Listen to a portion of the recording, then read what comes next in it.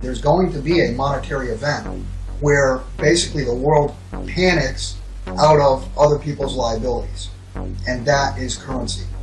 Hey friends, thanks for tuning in. Hey, you know how excited I am when I get the one and only Bill Holter on the line. It's been far too long as we document the collapse. One of our favorite pundits is Bill Holter, and he's back to talk with us right now. Bill, how are you, sir? Good, Sean. Happy to be here. Hey, happy to have you, and I want to remind everybody that your site is the joint venture with Jim Sinclair, and that's jsmindset.com. Bill, how have you been? Because, you know, the last time we talked about the mark of the beast, and before that we talked about collapse is here. Bill, where's the collapse? Things seem to have normalized a little bit. Well, I think that the collapse is actually, it's unfolding before your eyes. We started to unwind in January into a good part of February, and then all of a sudden we get this bounce, and it really looks like things are managed. You know, the bounce began from the G20 summit. There has been speculation that there's a deal done or something done to weaken the dollar and take pressure off the system. I would tell you, if you look and see what's going on in politics today, on both sides, on the Democrat and the Republican side in the U.S., the unrest is telling you that there is a big problem, and it is unwinding.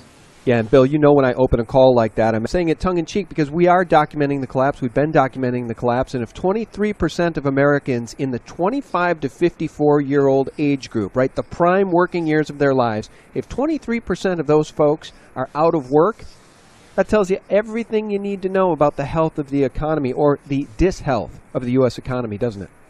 Right. That basically tells you, it pretty much confirms John Williams' numbers of 23% unemployment.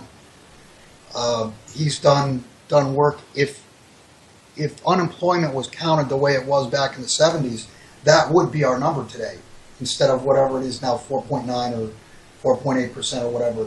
I mean, you've got 90 plus million people, quote, no longer looking for jobs. Well, even if they're not looking for jobs, they're unemployed. Mm-hmm. They don't have a job. Mm-hmm. There was actually I would guess you could call it a sad story yesterday. I saw where in Washington, D.C., they're actually paying people $1,000 a month not to kill people. I'm nodding because I saw that, and it's absolutely astounding, isn't it? It's a little bit like Lord of the Flies out there. Well, I put it up on our site yesterday with just a one or two liner with the question: first, how can anyone live on $1,000 a month? And secondly, what happens when the money runs out? Well, you and I both know that the real money ran out a long time ago when the Federal Reserve demonetized our currency. They took silver certificates off the bills and made them Federal Reserve notes. They no longer say gold certificates, they're Federal Reserve notes. And what's a note, Bill? It's debt, right? Which actually brings me to something else I wanted to ask you about.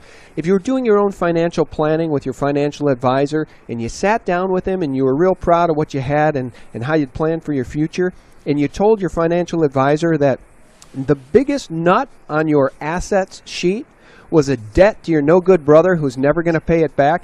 Isn't that a little bit like what's going on with the U.S. government? And 45% of their assets are liabilities in the form of student loans. Almost $1 trillion in student loans, and the U.S. government calls that an asset. Is that an asset?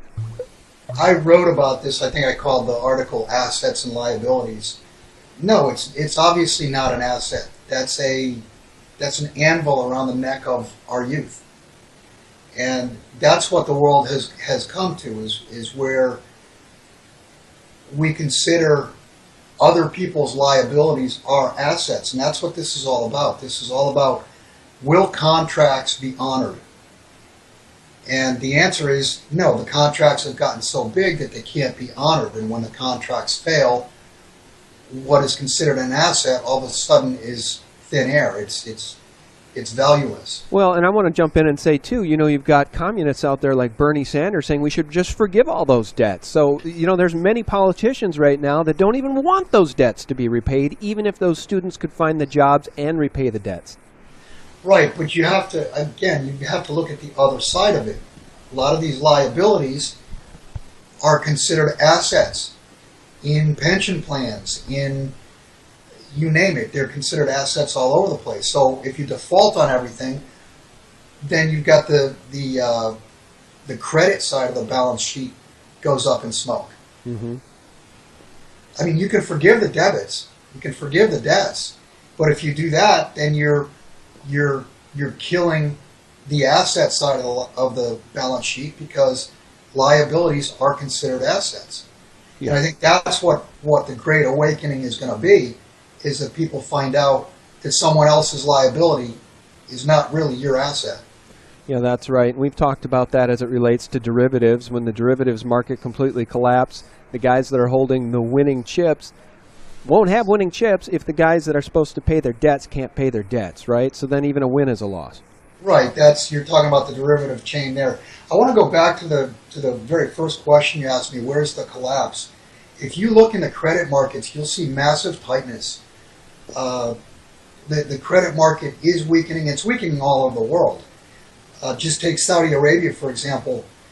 Their overnight interest rates since January 1st have doubled from 1% to 2%, yet their money supply is contracting. And that's a function of the oil patch. That's a function of weak oil. It's a function of weak trade. Just look all over the world. China's exports were down 23%, and their imports were down, I think, 14 or 15% for the first 2 months of the year. That's certainly is a prime example of global GDP not growing. Global GDP is contracting. Well, yeah, and actually, Bill, we should mention that as we document the collapse. Global trade has collapsed to 10-year lows, below 2008. So, I mean, this funny money printing is not working, and I don't think that the central banks are going to be able to restart it. They're not going to be able to re-spark the global economy just by printing money, but that's the only plan they have. Well, this was the question going back to 2008, 2009. Could they reflate the system? Well, they got a little bit of a bounce, but it's not self-sustaining. They've had to continually put more and more credit into the system and create more and more currency for the system, but it has not worked. And the real economy, you can see the real economy is declining. And it's just a matter of time until you get that panic moment in markets. And it's my opinion that once these markets truly panic, it's going to be about a 48-hour event. Well, then let's talk about gold. You guys posted this over at JS Mindset the other day. Guys, if you don't know, the gold weighing in Stan Druckenmiller's portfolio is a warning for us all. And guys, if you don't know, Stanley Druckenmiller is perhaps one of the best hedge fund managers who ever lived, with 30% returns in his portfolio for more than 2 decades. And this man has invested 30% of his assets in gold. What does that tell you, Bill? I think that tells us everything we need to know about gold, doesn't it? Well, he clearly understands that gold is money, gold is an asset, and he's clearly afraid of something. I mean, for a money manager, for a hedge fund to commit 30% into physical metal, although let me put a caveat on that.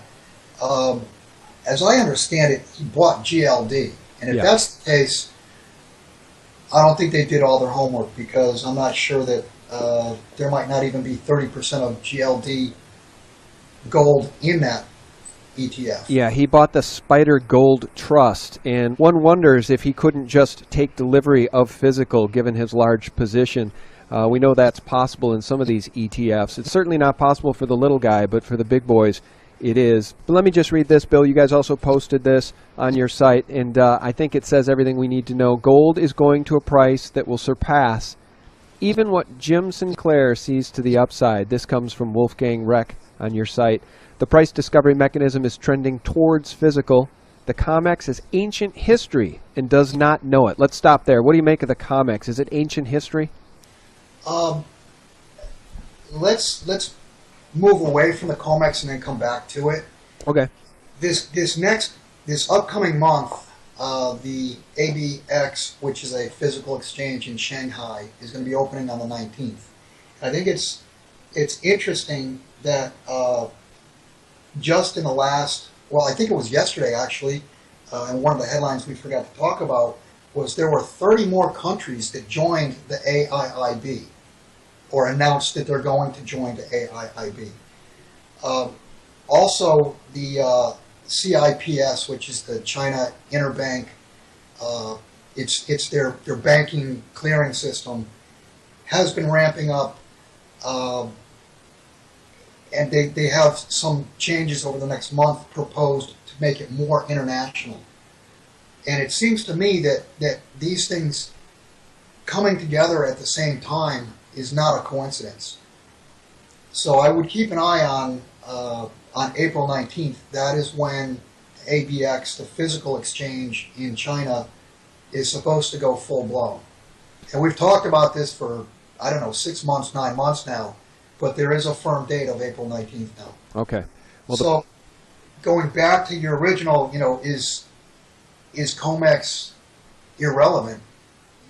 COMEX very well could be irrelevant any day that you wake up, based on a big physical trade going through the ABX could clean the market out.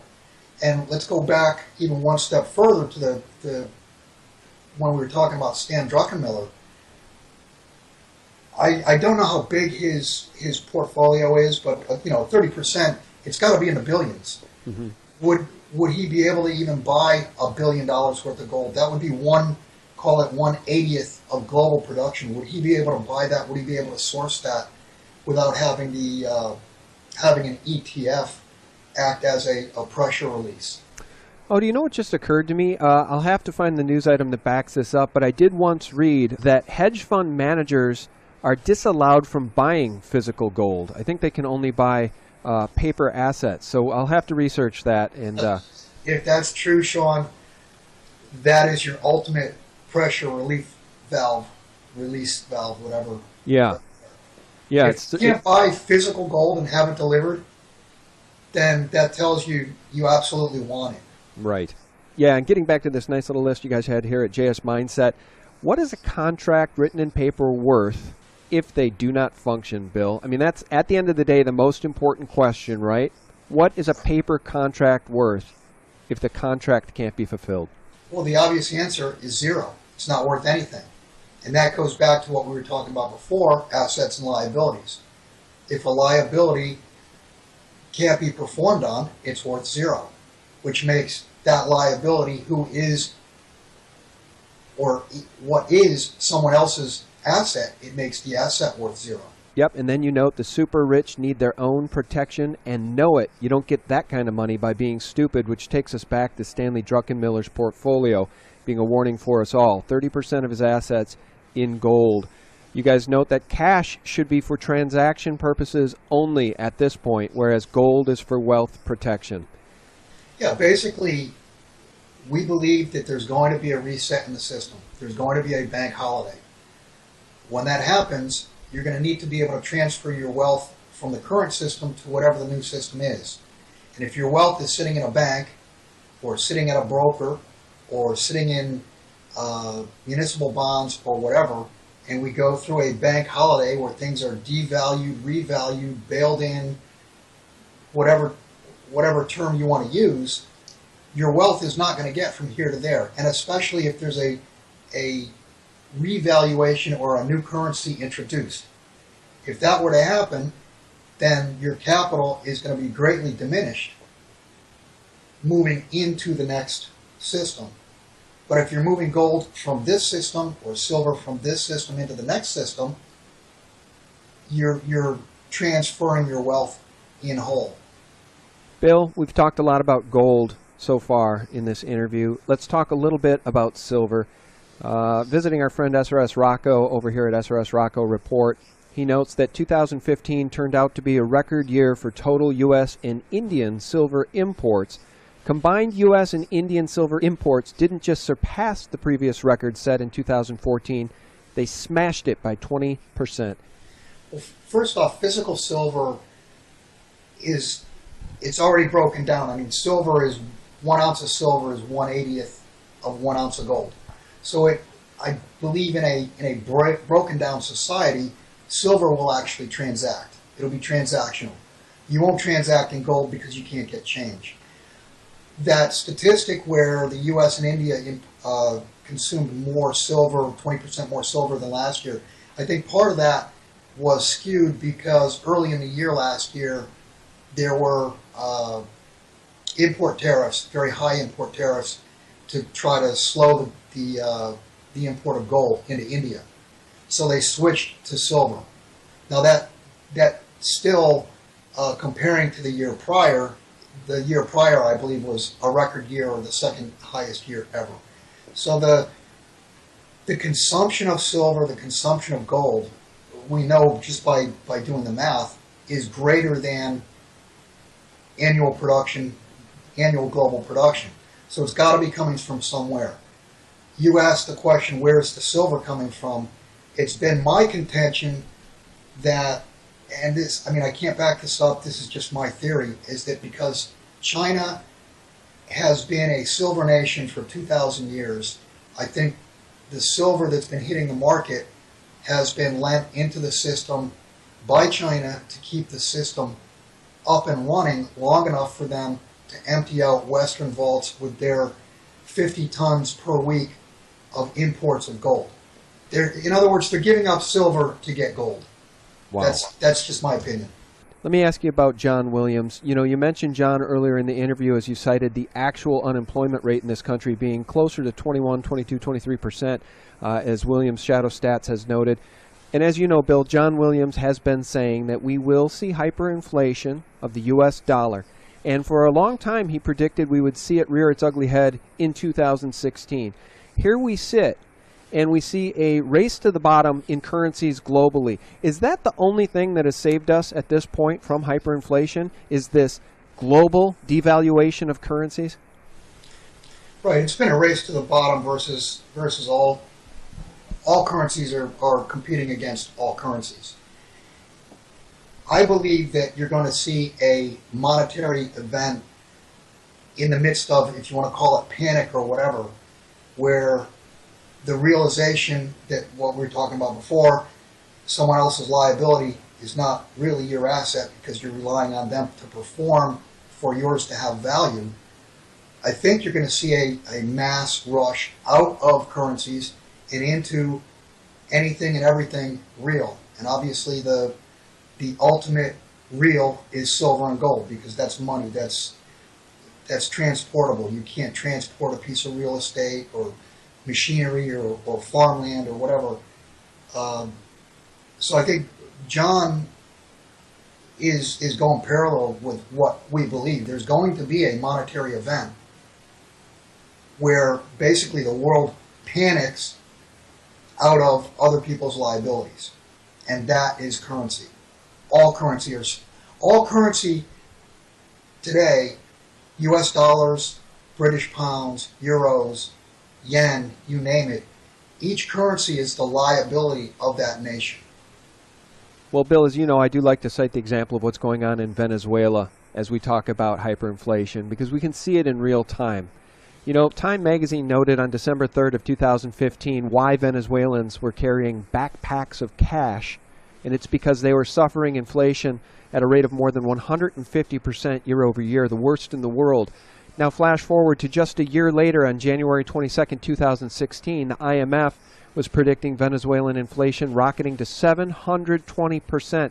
This is the devastating effect of fiat currencies run amok. And what people need to understand is that if they don't protect themselves and take some measure against the inevitable collapse of the U.S. fiat dollar, they will suffer the same fate as Venezuelans.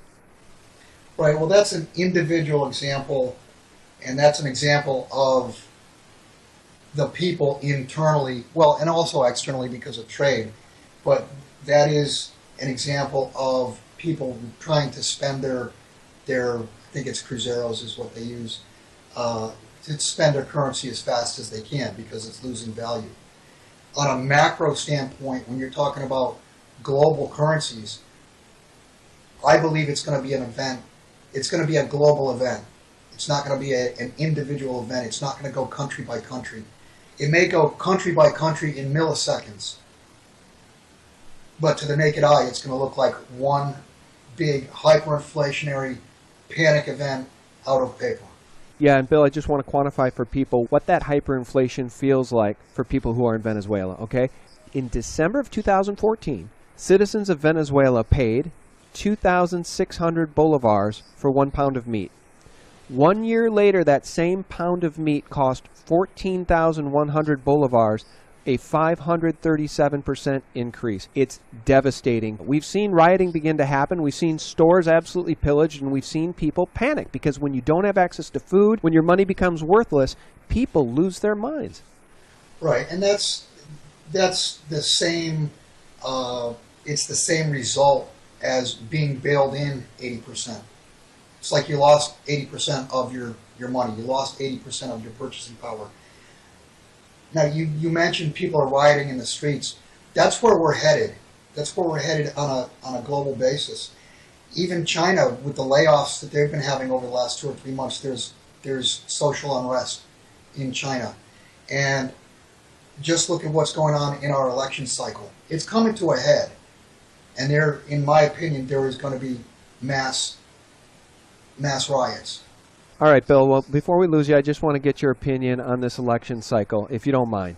I don't know where you stand on Trump, and frankly, I don't care where you stand on Trump. But what I am seeing is a uber criminal named Hillary Clinton still get to run for president despite the fact that there are 147 FBI agents on her tail potentially ready to indict her for her crimes when she was Secretary of State. But we don't ever hear the Mockingbird mainstream media talk about the crimes of Hillary Clinton. All we get 24/7 in this Mockingbird mainstream news cycle is Trump's a bad guy, Trump, Trump, Trump, anti-Trump, no Trump, anybody but Trump. That's all we hear. Why is this Mockingbird mainstream media and the GOP establishment so blatantly against Trump? Well, I wrote an article on this a couple weeks ago, and my email box blew up. So maybe your comment section will blow up. I'll try to be a little softer as to what I wrote. Trump is a populist. His message rings true with the average guy. I think it rings true with the average guy on the Republican side and the Democrat side. People know something is wrong. Just the fact that mainstream media, the elitists, don't want Trump. I mean, there's, a Twitter tag, never Trump. Just the fact that they don't want Trump tells me that he's not as bought and paid for as the other candidates. He's not as controllable as Cruz is left on the Republicans and Hillary on the other side. I think Bernie Sanders is not bought and paid for, and that's why you're seeing the average guy he just took 3 states this past weekend. The average person knows there's something really, really wrong. And you've got Trump and you've got Sanders saying he just wants to forgive debts and kumbaya, and you've got Trump railing against the system. But this groundswell for Trump is because things are so bad. People are feeling the pinch so badly that they know we can't have another 4 years of what we've had for the last 30, 40, 50 years. Yeah, and I want to back you up by saying this. What we see the establishment pushing are 2 essentially criminals, right? I've already discussed Hillary Clinton. Now, here's the truth about Ted Cruz. He's married to Heidi Cruz, right? And boy, does she have an interesting past. She sat on the Council of Foreign Relations Task Force for the North American Free Trade Agreement, NAFTA, right? So she was for it. Everything that's helped gut this country, Heidi Cruz was for. She's also been noted as being a Bush operative, having rubbed elbows very closely with the Bushes. She was special assistant to Ambassador Robert Zoellick. Do you know who he is? You remember him? Mitt Romney put Zoellick on his team and caught great criticism over it, but we didn't hear about that from Fox News or anyone else. I'm getting some of this from our friends over at Letters from the Gulag, a pretty interesting blog. So I guess my point is that Heidi Cruz is a New World Order establishment puppet, and her husband is running for president, and the establishment loves it. That's what they want. They want us to vote for 2 false puppets. What they wanted to give us was Jeb Bush or Hillary Clinton. That didn't work out, so now they want to give us Ted Cruz or Hillary Clinton. And either way, the establishment wins, Bill. Well, you would have to wonder, they must have a really interesting marriage if he truly believes what he says and she truly believes what she's done. Well, and that's without...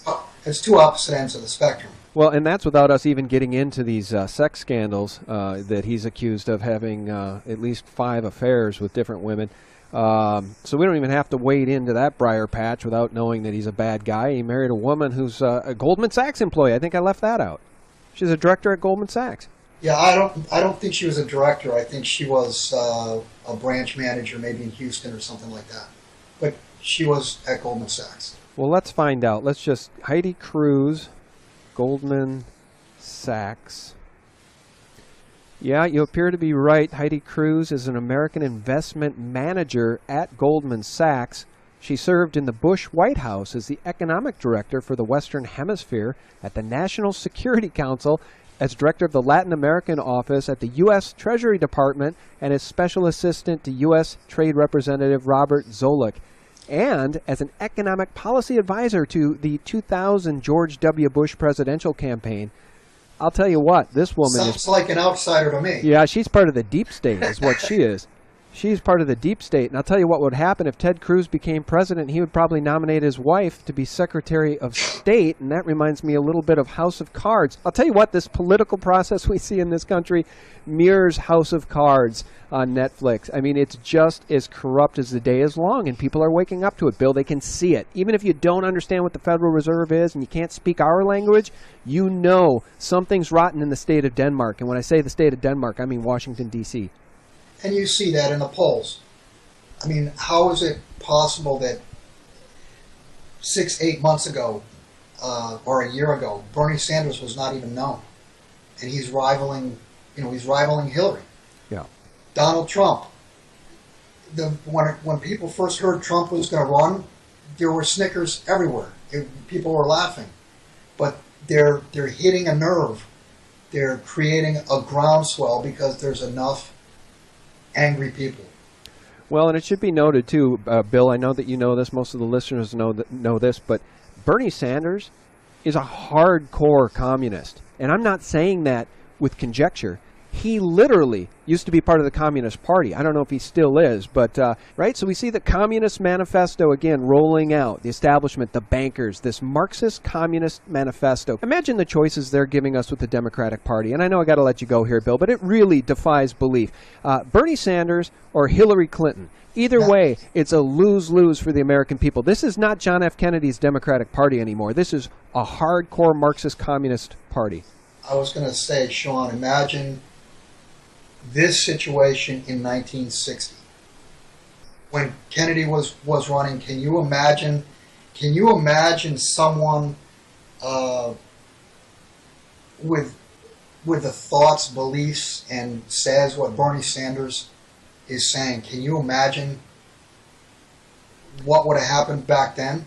And here it is, fast forward 55 years later. I wrote that article a couple weeks ago and I got absolutely trolled by people telling me that, Bernie Sanders is brilliant, blah, blah, blah. I mean, it's laughable. If you break down what the guy wants to do, it breaks the entire capitalistic system. It breaks all your assets because he wants to make liabilities go away. Well, it needs to be said here before I let you go that when I did my recent interview with F. William Engdahl, who's a brilliant writer, a brilliant researcher, a brilliant author, we talked about the multiple coups that have been committed against the American people. And we talked really about the Bush crime family going all the way back to Prescott Bush. But as you know, the foundation of the Federal Reserve in 1913 was a coup. The establishment of the IRS was at least a partial fascist coup. We talked about the JFK assassination being an overt coup. And of course, what happened on 9/11 with the 9/11 false flag was really the coup d'etat that has toppled the republic and inserted a deep state that really operates in the wide open with the Department of Homeland Security and the formation of all of these ABC agencies whose job it is to strip us of our liberties. And at the end of the day, that's the hardcore truth, guys. These bankers love Bernie Sanders because he's a communist. These bankers love Hillary Clinton. My God, Goldman Sachs paid her $675,000 for 3 speeches, of which the content is completely private. We don't know what she said or what she promised them. But these bankers have ruled the roost for far too long. And people, we got to stand up because our time is preciously short. Our time is running out to save this republic. And I know a lot of the listeners will say our republic's already gone, Bill. I guess I don't know what else to do. What else can we do? Move? We got to move out of the country, or we got to save this thing, and I don't know how to save it. Well, Sean, you're right. The republic is gone. It's no longer a republic, and it's my belief that truly the only hope there is a collapse, because after a collapse, there's got to be something different, and a collapse will take the world reserve currency status away from the U.S., and hopefully whatever replaces it is something real, something fair, something based on the rule of law. Yeah, that's been the position of my friend Chris Duane for a very long time. Collapse is inevitable, and collapse will hopefully usher in something better. A return to honest money, a return to rule of law. That's what we need, Bill. That's the key. A return to rule of law. That's why Hillary Clinton must be indicted. If this woman is not indicted and she's allowed to run in November and she wins, my God, that is the final nail in a coffin with far too many nails. You're absolutely right. If the laws that were actually on the books were for everyone, we'd still have a decent country. But they're not for everyone. The laws are for you and me, but for the elites, they're above the law, and that's the problem. Yeah, it's a big club, and you and I ain't in it. You're right. All right, but you can be in the JS Mindset Club, guys. JS Mindset Gold is now live. But what is JS Mindset Gold all about? Tell us a little bit about that. Jim and I are going to be doing an interview, cross-interview between each other a couple times a month, and we plan to interview, like you do, once a month, and my writings will be part of the premium content. So if you want to read my work, if you want to hear our interviews and an additional interview each month with someone interesting, go to our site, jsmineset.com, sign up for the premium content, and you'll have my work, our interviews, other interviews, and there are a few other things in the works we're thinking about. Okay, well, cool. Guys, you can head over to jsmindset.com to learn more about that. Of course, see Jim Sinclair's and Bill Holter's articles, which are posted daily. We do love you guys. We appreciate your support. Bill, thanks so much for your time. Thank you, Sean. All right, guys, have a wonderful week ahead. Batten down the hatches, buy some physical gold and silver, and we'll talk to you soon. Much love. Bye-bye.